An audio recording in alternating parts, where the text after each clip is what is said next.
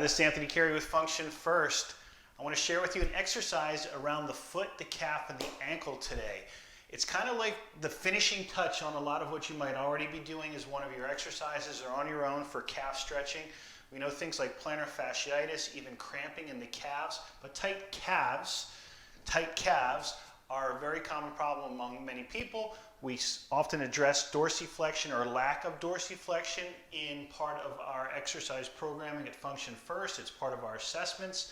And a lot of calf stretching is done with both the knee straight and the knee bent, which is excellent. That's what we want to do.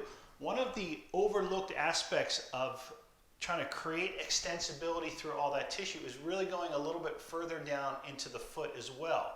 And we talk about the plantar fascia going from the ball of the foot all the way to the Achilles tendon and all the way back up.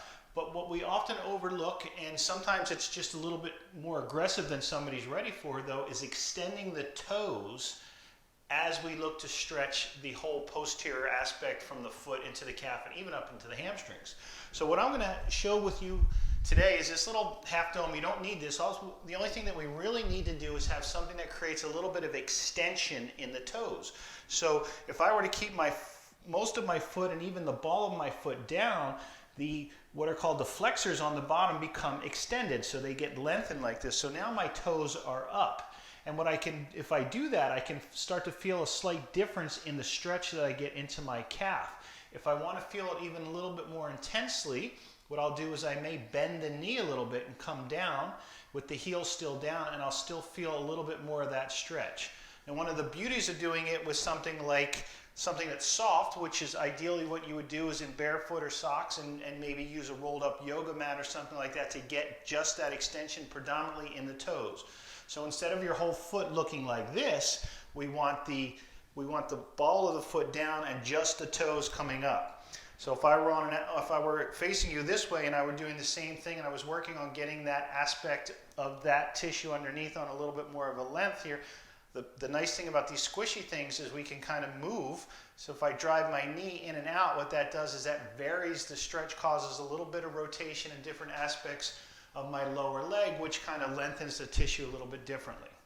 So after we do that, and again, generally you want to do that with a little bit of warmth to the tissue, especially if you've never done it before. It'll probably feel a little bit differently, maybe a little bit more intense, maybe more into the foot and then into the lower calf initially. But after we've kind of warmed up, one of the ways that we can carry that over into something that's a little bit more integrated or a little bit more dynamic after that, again, this is slightly more advanced, is we would now put our toes in that extended position. The ball of my foot is down.